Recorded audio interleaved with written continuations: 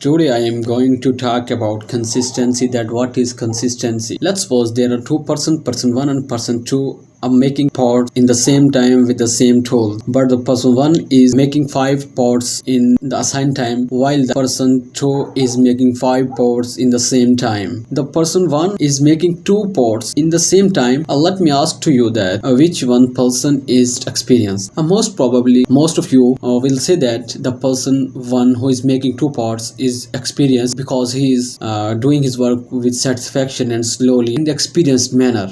But in this case, the person 2 who's making 5 pots is the most experienced. And you can say that the person who has seen ups and downs in his life, in his the career, and he's given his life to the passion. Now he is working like a champion. So we can say that the person who is making 5 pots in that same time is the champion one, and he's a person who is the most experienced. Let me say that the person who was consistent to his field is now getting fruit of his hard works, his consistency. So I can say that consistency works, but the work slow.